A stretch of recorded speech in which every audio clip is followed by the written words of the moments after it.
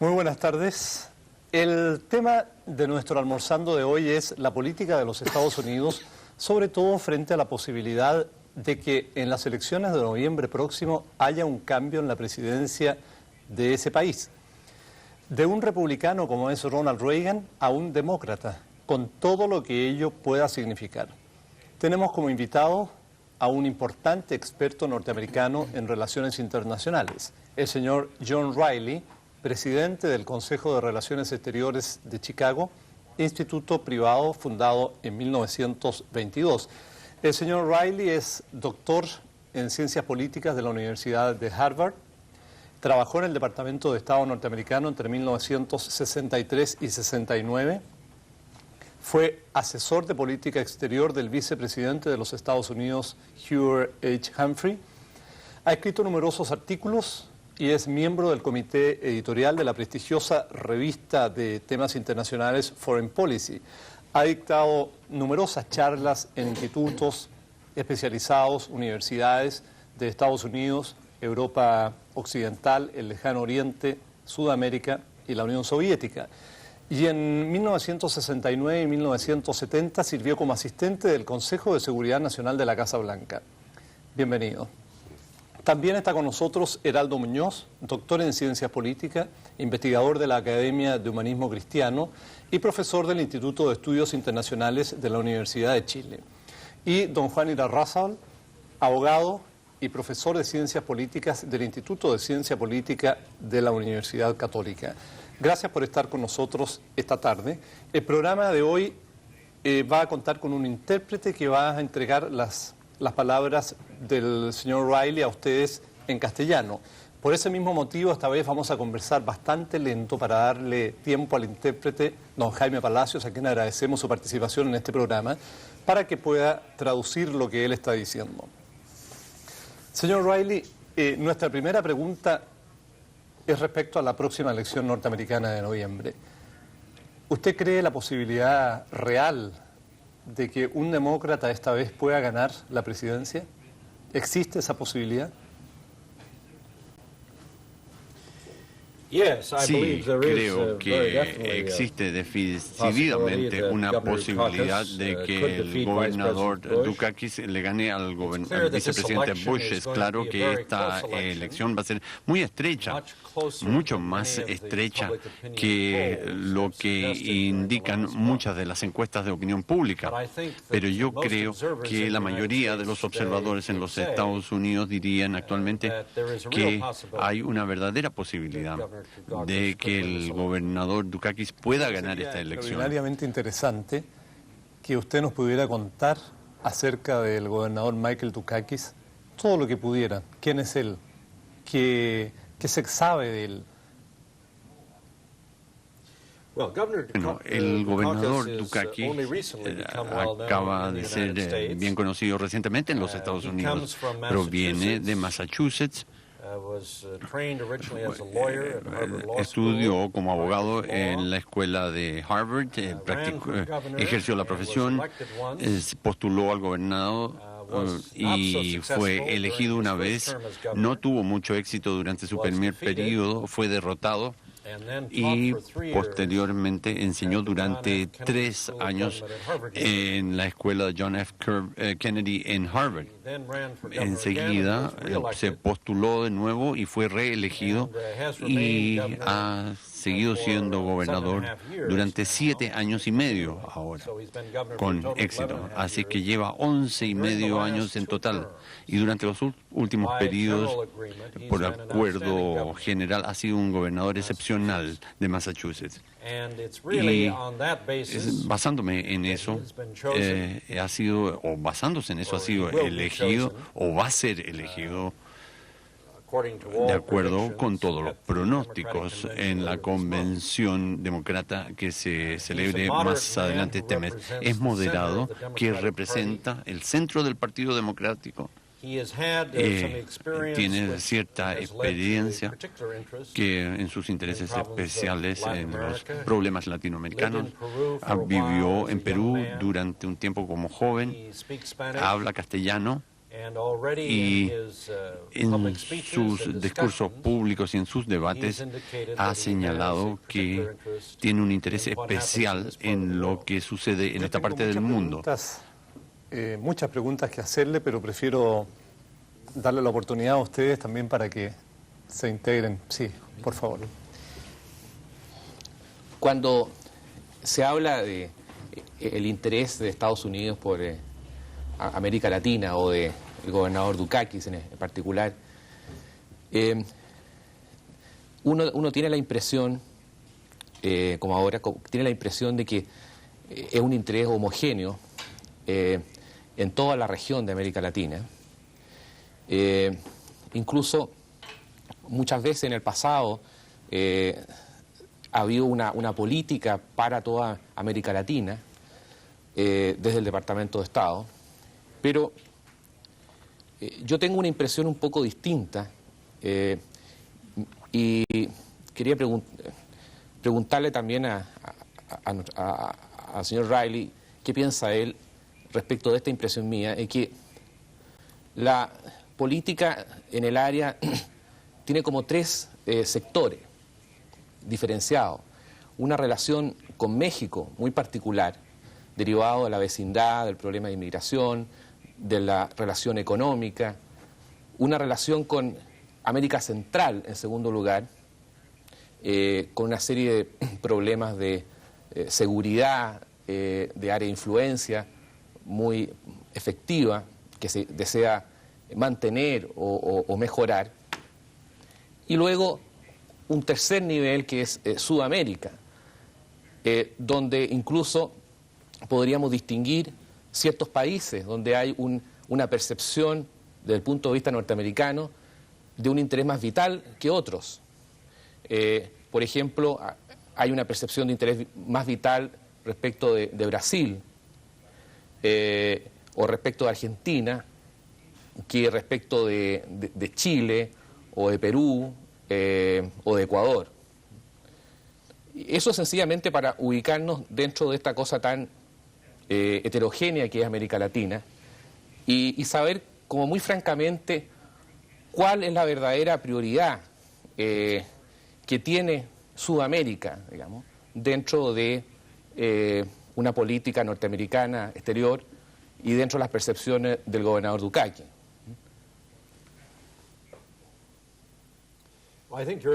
Yo creo que tiene toda razón al decir que hay una diferencia, y la diferencia que usted estableció entre México, Centroamérica y Sudamérica es, por cierto, exacta.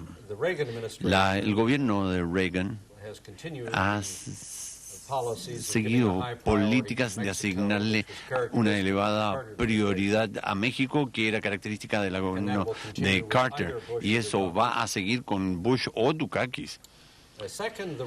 En segundo lugar, el gobierno de Reagan ha tenido una preocupación especial por Centroamérica, y muchos de los líderes sudamericanos piensan y se sienten muy frustrados que el actual gobierno pareciera estar tan preocupado con América Central, que frecuentemente los problemas sudamericanos han sido pasados por altos o mirados en menos. En América del Sur, no hay duda, la mayoría de los gobiernos americanos hacen diferencias entre los países por una serie de razones. Pero yo creo que el gobierno Reagan y también el gobierno que siga al gobierno de Reagan va a comprender que existen por lo menos tres problemas en común que son importantes en los principales países sudamericanos. Uno de ellos es, por supuesto, el problema de la deuda, el nivel abrumador de la deuda externa, que ha sido una característica de Chile, Brasil, Argentina y Venezuela. Y, en segundo lugar, el problema del comercio y acceso al mercado norteamericano, que va a seguir siendo importante durante el próximo gobierno. Y es la preocupación de todos los principales países sudamericanos.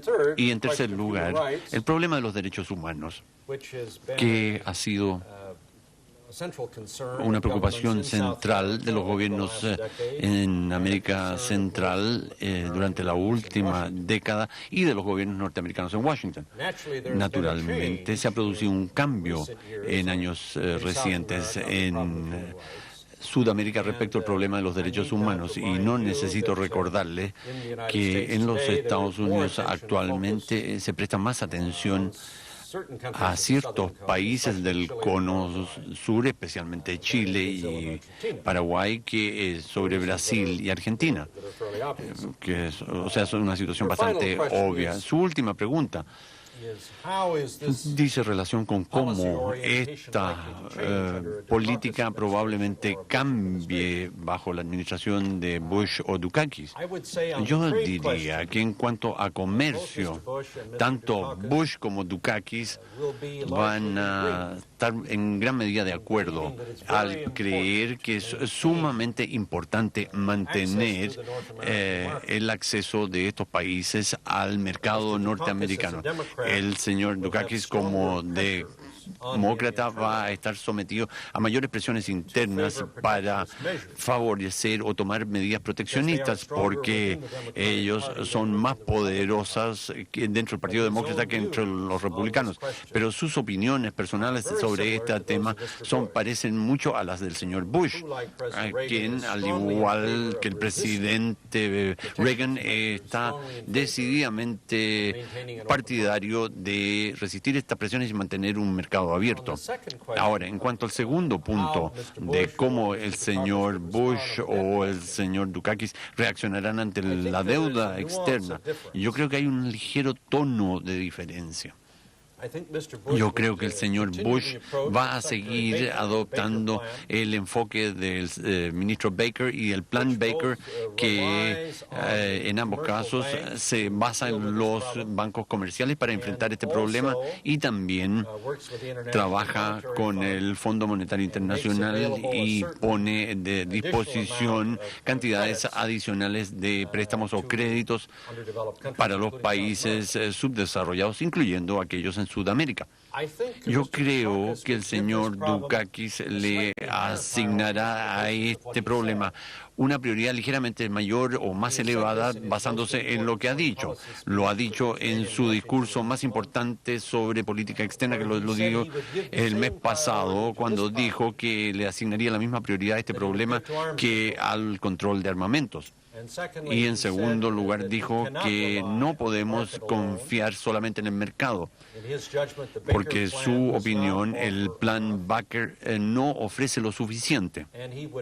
Y él no solamente incluiría la participación del gobierno norteamericano para enfrentar este problema, sino que también le asignaría una elevada prioridad a estimular a los gobiernos de Europa Occidental y de Japón para que se unan a los Estados Unidos para enfrentar este problema durante los 4 años que vienen. De manera que hay una ligera diferencia entre Bush y Dukakis.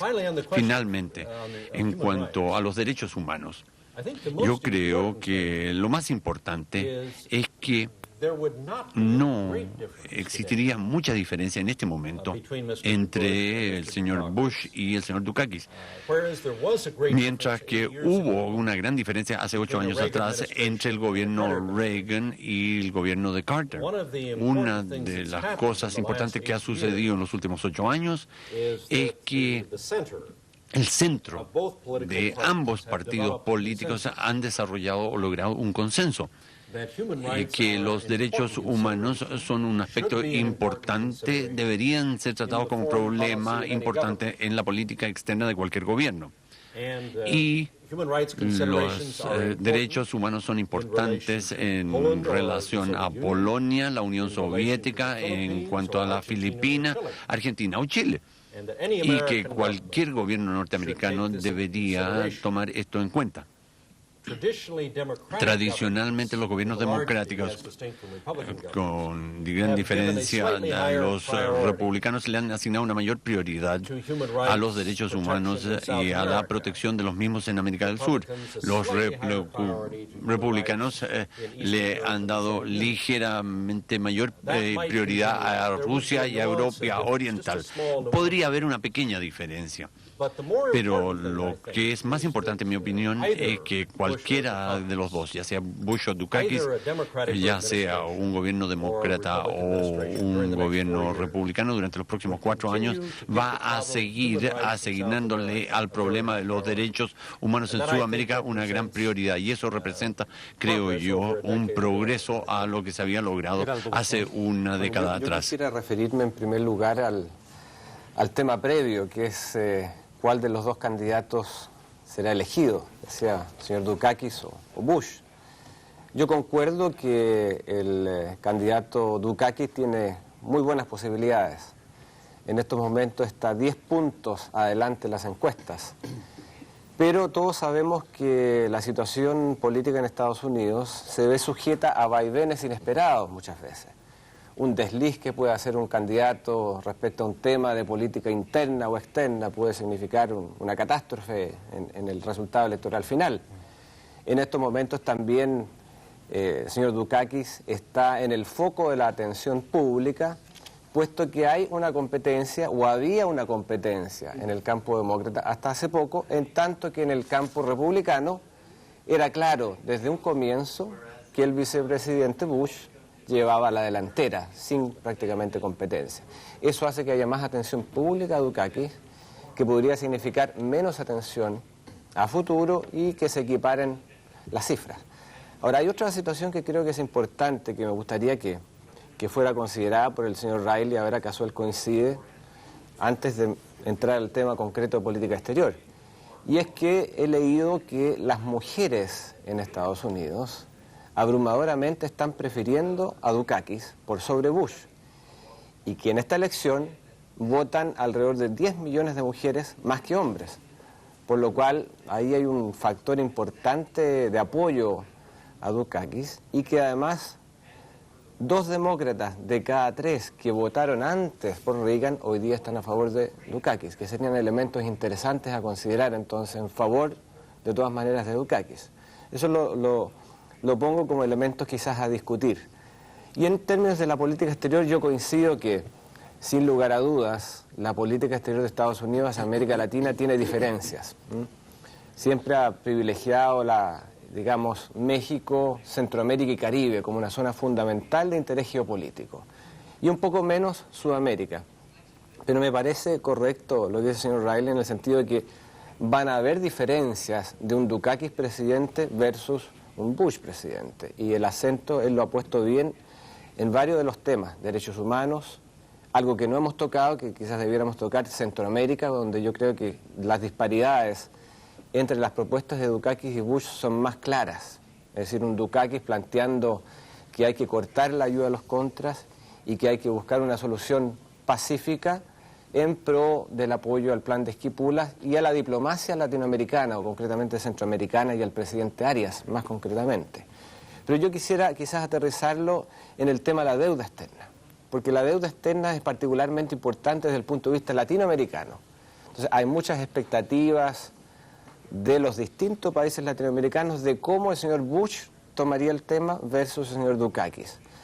Me da la impresión que, como insinuó el señor Riley, Bush continuaría con el plan Baker, en esencia, o sea, con una política similar a la que está planteando la administración Reagan hoy, sin grandes diferencias. En tanto, el señor Dukakis parece sí tener una propuesta mucho más avanzada y de interés para América Latina, porque yo he escuchado que él estaría dispuesto a apoyar una propuesta similar al plan Bradley, que incorpora una serie de elementos favorables a América Latina, en cuanto habrían descuento a las tasas de interés, y que incluso una especie de perdón de una parte del capital. Entonces yo quisiera que quizás el señor Riley pudiera elaborar sobre el tema concreto de la deuda externa en la propuesta de Dukakis.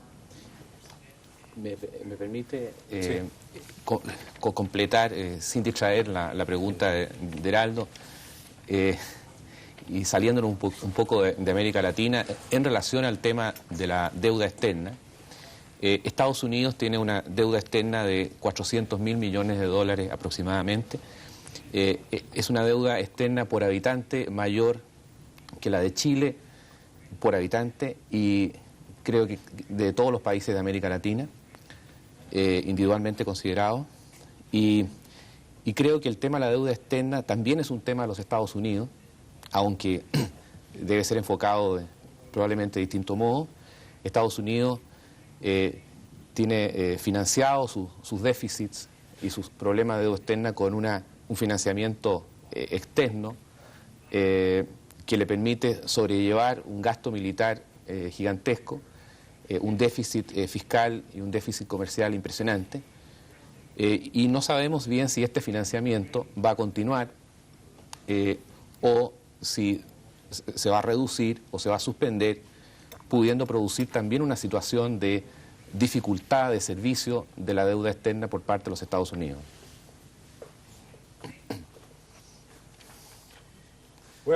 Bueno, hemos planteado varias preguntas, así que veamos primero la que usted planteó acerca de Dukakis versus Bush en la elección.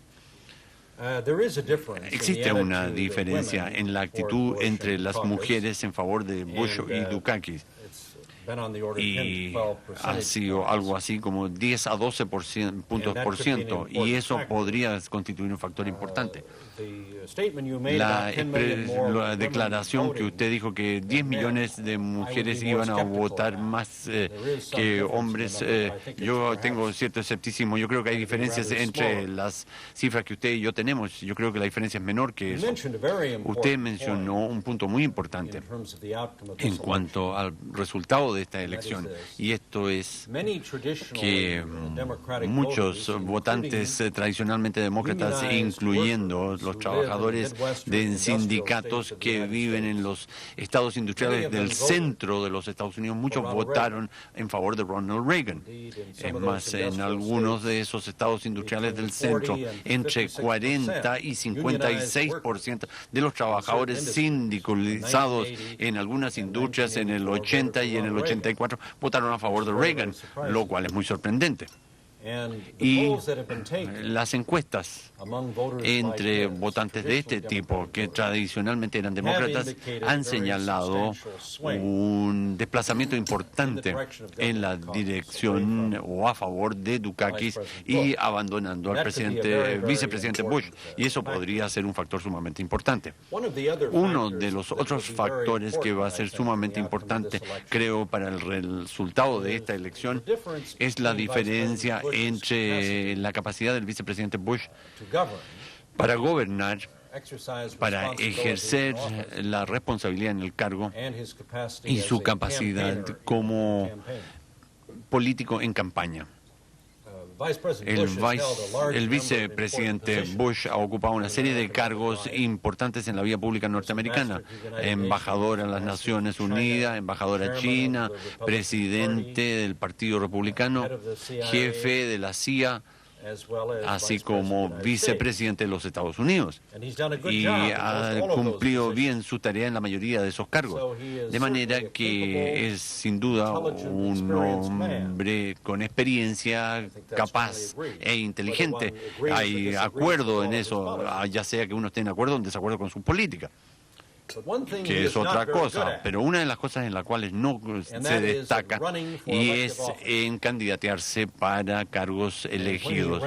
Y cuando postuló al Senado 2 veces en Texas, fue derrotado decisivamente, y también cuando se postuló dentro del Partido Republicano en el 80 contra el gobernador Reagan, una vez más fue derrotado. De manera que esto va a ser algo en contra del vicepresidente Bush, y va a hacer que sea mucho más difícil para que gane y compense un poco las ventajas de haber estado asociado con el presidente Reagan, la ventaja de haber estado asociado con lo que actualmente es una situación económica bastante sólida en los Estados Unidos, con una tasa de inflación baja, una tasa de desempleo baja y una tasa de crecimiento bastante importante. Todo eso debería ayudar al vicepresidente. Pero estos otros factores que he mencionado van a hacer que sea mucho más difícil para él ganar una victoria decisiva. Ahora, en cuanto a sus preguntas sobre Centroamérica y Sudamérica. Como usted comentó, Centroamérica probablemente sea uno de los lugares donde se presenten las mayores diferencias entre el vicepresidente Bush y el gobernador Dukakis. El vicepresidente Bush, aun cuando no seguiría en todos los sentidos las políticas del gobierno Reagan para Centroamérica, habría un gran grado de continuidad. Esto no sucedería con el gobernador Dukakis. Él ha dejado en claro que él seguiría una política bastante diferente en América Central. Confiaría mucho menos en una solución militar a los problemas con Nicaragua.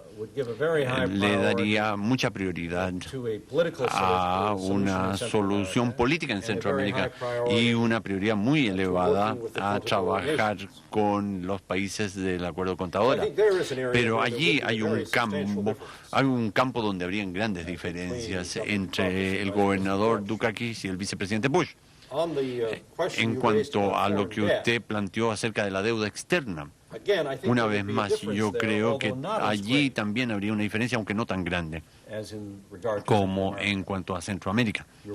Tiene razón al decir que yo creo que el vicepresidente Bush seguiría con el plan Baker en cuanto a la deuda, mientras que Dukakis yo creo que estaría dispuesto a probar otras alternativas, incluyendo algunas de las sugerencias hechas en el plan Bradley. Ahora, ¿hasta dónde llegaría el gobernador Dukakis en perdonar algunas porciones de la deuda? No sé, en realidad. No creo que haya tomado una decisión al respecto, pero evidentemente está dispuesto a recibir sugerencias sobre este punto.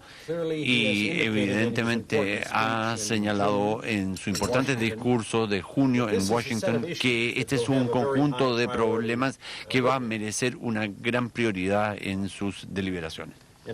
Y finalmente, en lo que usted dijo en cuanto a la comparación de la deuda norteamericana con la situación de la deuda latinoamericana.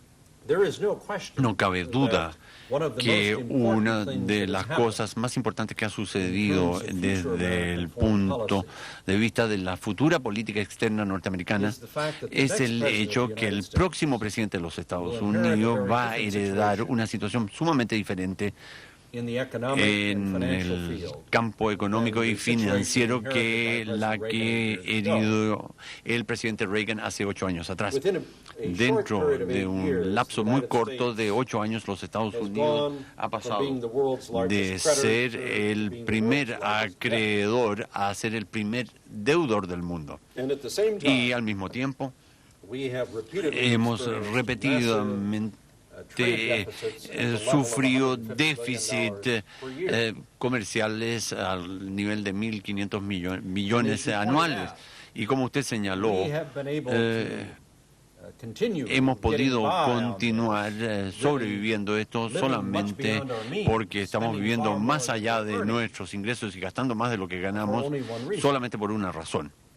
Y eso se debe a que países en Asia, especialmente Japón, y en Europa y en el cercano Oriente han estado financiando esa deuda en un nivel increíble. El endeudamiento per cápita real en los Estados Unidos en cuanto a nuestra población y el Producto Bruto Nacional es algo así más bajo que en los países sudamericanos.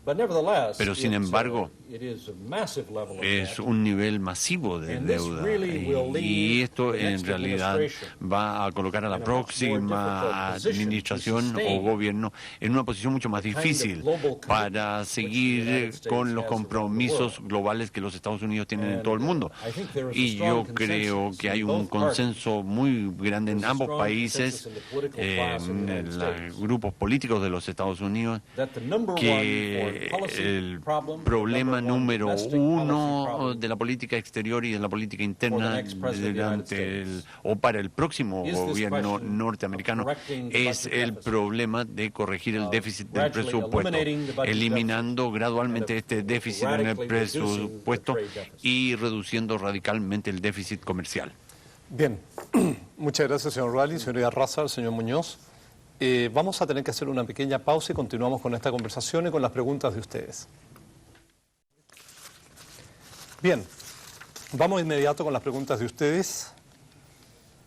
Ramón pregunta al señor John Riley, ¿cómo van a solucionar el problema actual que tiene Estados Unidos con Irán? Soledad, algo dice Clarle o algo así, dice también al señor Riley, ¿podría explicar cuál es su versión del problema que recientemente tiene Estados Unidos con Irán?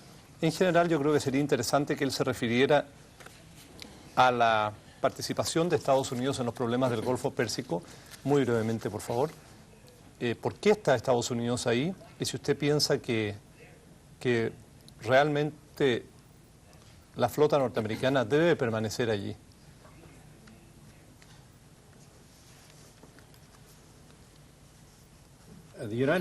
Los Estados Unidos tienen interés en el Golfo Pérsico porque es una vía marítima de mucha importancia en el mundo y en segundo lugar porque es la vía más importante para que el petróleo de esa zona tan importante sea despachado o embarcado a todas partes del mundo, incluyendo Japón y Europa, así como los Estados Unidos.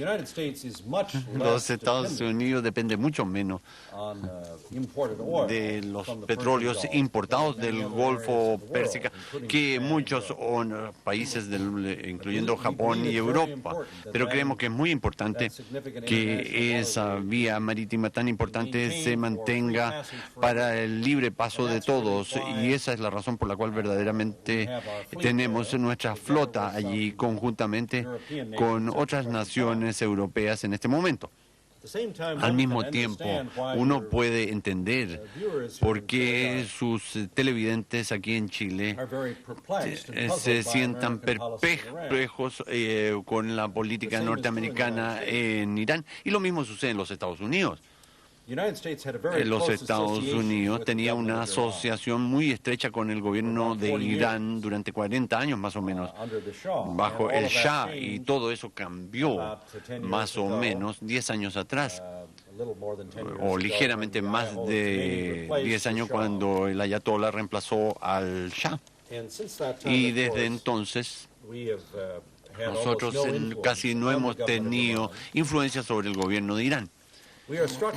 También nos llama la atención el hecho que las otras grandes superpotencias, que es un vecino de Irán, que es la Unión Soviética, también ha tenido muy poca influencia sobre el gobierno iraní. Y lo que usted observa actualmente es una inversión en la situación de hace 10 años atrás. La Unión Soviética estaba muy asociada con Irak hace 10 años y los Estados Unidos casi no tenía lazos diplomáticos, nada con Irak. Y actualmente la situación es diferente. Nuestro meta u objetivo es terminar la guerra entre Irán y Irak en esa zona, y hemos trabajado no solamente con nuestros aliados, especialmente en Europa, sino que también hemos tenido conversaciones muy prolongadas con la Unión Soviética acerca de esta guerra entre Irán e Irak. Y hasta ahora, ni la Unión Soviética, ni los Estados Unidos han sido verdaderamente capaces de ejercer mucha influencia sobre el gobierno de Irak o de Irán.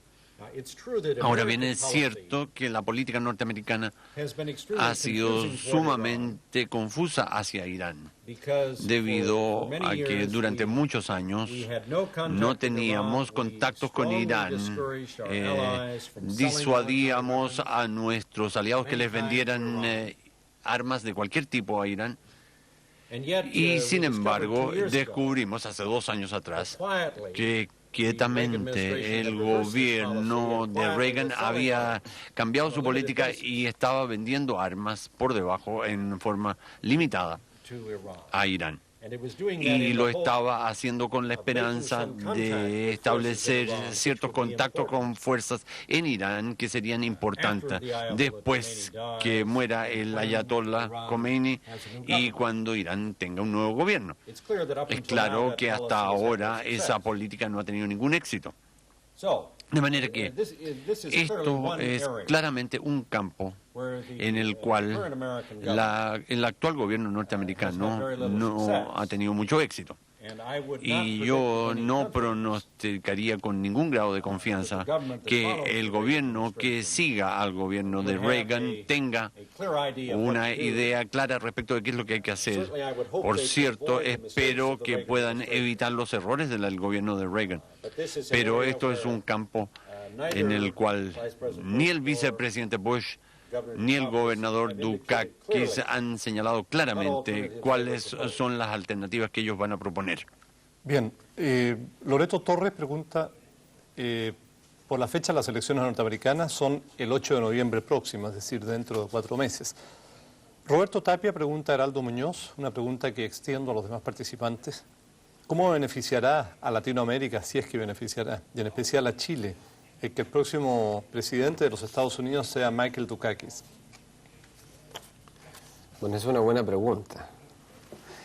Yo creo que si Dukakis es elegido, habrá una política más o menos similar a la que tendría Bush.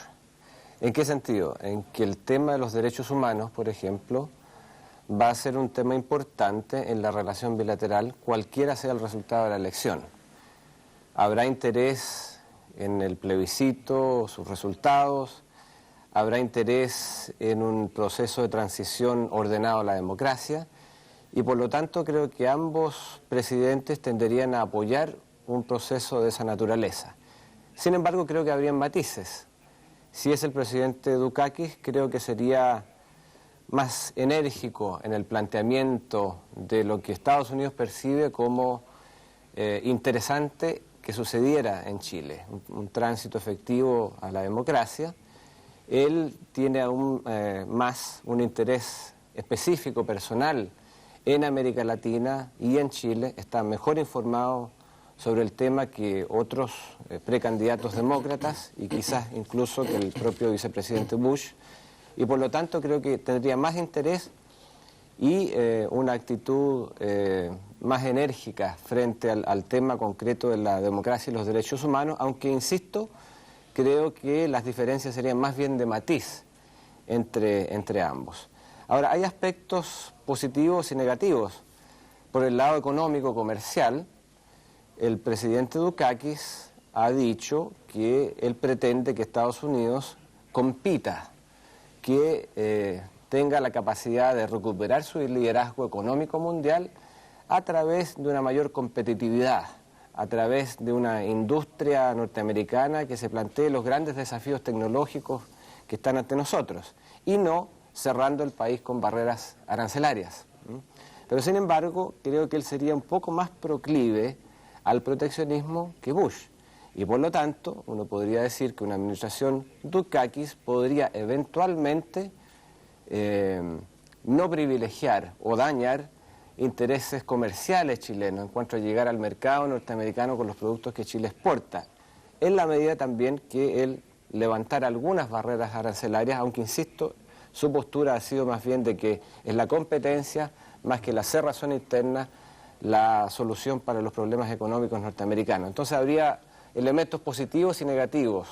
Positivos si uno valoriza el tema de la democracia y los derechos humanos, negativos si uno valoriza el acceso de las exportaciones chilenas al mercado norteamericano. Yo pienso que la respuesta ha sido bastante amplia. Si hubiera algo en oposición a eso que ustedes quisieran manifestar. Juan. No, no en oposición a eso, sino que quizás complementando un poco en relación al tema del comercio internacional, que es tan importante para un país como Chile. Yo no dudo de que el gobernador Dukakis, como nos dice don John Rayleigh, tenga un enfoque abierto al libre intercambio internacional. Pero en la determinación de las políticas sobre comercio, no solamente influyen las preferencias personales del presidente, sino que mucho también la opinión pública norteamericana y las élites o los líderes de opinión del partido al cual pertenece el presidente y de distintos grupos de interés. El gobierno del presidente Reagan, que todavía es presidente, Dukakis todavía no asume el mando y puede no asumirlo, ha sido especialmente capaz de, digamos, resistir presiones que han venido de votantes, de electores y de líderes de opinión. La administración se ha defendido del Congreso también, que ha tratado de impulsar medidas proteccionistas, y creo que Bush es posible que que tenga también una capacidad similar de respuesta, de reacción frente a ese proteccionismo ambiental que hay en los Estados Unidos. En cambio, creo que Dukakis va a enfrentar y probablemente va a tener que ceder más a las presiones del Congreso, del Partido Demócrata y de una serie de grupos de interés que apoyan al Partido Demócrata. De manera que en ese aspecto creo que la elección de Bush es preferible para el comercio internacional de Chile. En relación a la deuda externa, sin embargo, creo interesante el enfoque más activista de Dukakis en cuanto a buscar soluciones más heterodoxas al tema de la pesada deuda externa latinoamericana y no una simple continuación de las soluciones existentes hasta este momento. Creo que en la región, a excepción de Chile, hay muchos países que tienen serios problemas de capacidad de pago de la deuda externa, pero insistiría también en el punto de que es un problema también muy fuerte en los Estados Unidos, e insisto en mi comparación de que creo que la deuda externa por habitante norteamericana es superior a la de Chile, por ejemplo. Bien. Estamos dejando al traductor que termine. Aparte de la pregunta que estaba en juego, yo quisiera señalarle a usted, señor Rayleigh, en primer lugar, si es cierto que para Estados Unidos, América Latina, carece virtualmente de importancia, si es que seguimos siendo el patio trasero, como de manera bastante despectiva se ha catalogado en nuestro continente. Eso en primer lugar. Y en segundo lugar, respecto a lo que va a ocurrir en Nicaragua, quisiera saber su opinión personal. Si se opta por una vía de uso de la fuerza a través de los contras nuevamente, cuya posibilidad de triunfo, desde mi punto de vista, es virtualmente nula, o bien la otra alternativa es dejar que un gobierno de corte marxista-leninista se mantenga en Nicaragua, porque está claro, pienso yo, que el gobierno sandinista no va a ceder en sus posiciones básicas de no llamar simplemente una elección democrática como la entendemos nosotros. De manera que, por más que estén dispuestos a ceder en muchos campos, en definitiva no están dispuestos a ceder en cuanto a llamar a elecciones libres.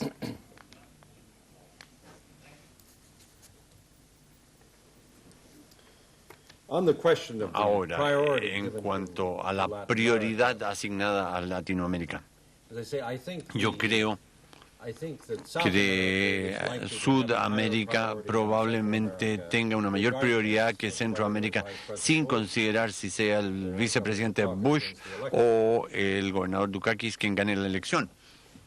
Y es cierto que en ausencia de una crisis inmediata en Sudamérica, los Estados Unidos tiende a prestar menos atención. No hay duda al respecto. Y yo, tal como mencionamos anteriormente aquí, yo espero que eso cambiaría bajo cualquiera de los dos, pero un poco más si se eligiese a Dukakis debido al interés especial que él siente por esta parte del mundo. Ahora, en cuanto a Nicaragua, está claro que cualquier nuevo gobierno norteamericano va a encontrar que este es un problema sumamente difícil de manejar. El gobierno Carter lo tuvo que sufrir, llegó al poder. El gobierno Carter enfocó este problema cuando recién llegó al poder el gobierno nicaragüense con muchas esperanzas y le extendió y le otorgó ayuda al nuevo gobierno inmediatamente, pero rápidamente se dio cuenta que el gobierno sandinista en realidad estaba decidido a establecer un gobierno que era muy parecido en muchos sentidos a lo que se tenía en Cuba. Y esto, por supuesto, fue una preocupación constante y muy temprana del gobierno Reagan. Pero yo sugeriría que la política del gobierno de Reagan en realidad no han tenido éxito.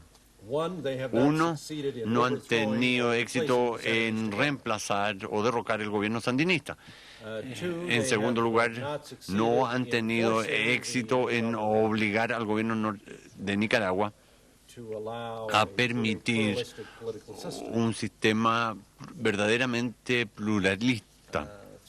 Y en tercer lugar, no han tenido éxito total, pero han tenido un cierto efecto en disminuir el flujo de armas de otros países hacia América Central.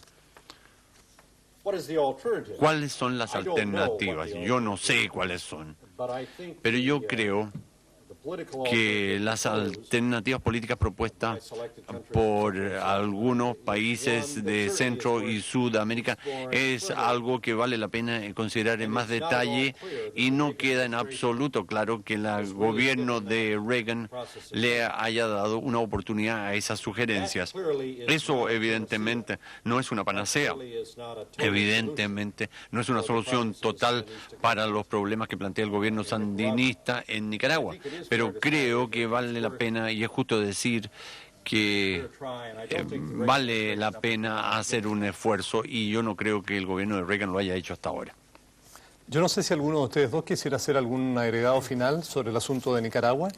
Yo estaría de acuerdo con lo último que dijo el señor Riley, en el sentido de que yo soy muy escéptico de que en lo que resta de la administración Reagan se pueda encontrar una solución pacífica. No le ha dado la oportunidad a los planes de paz la presente administración.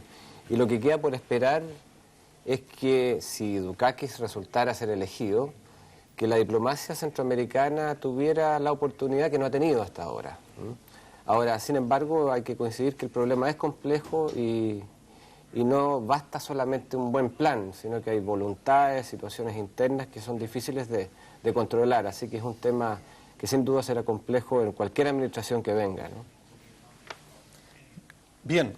Yo les agradezco mucho la participación, especialmente a usted, señor Riley.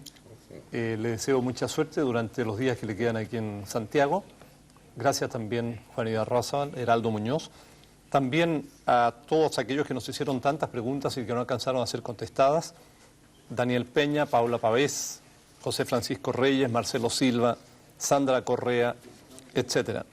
Ya ustedes, junto con agradecerles su presencia o que nos hayan acompañado esta tarde, los quiero invitar para mañana a un próximo programa con la Coneja Serrano y el tema Arte-Industria.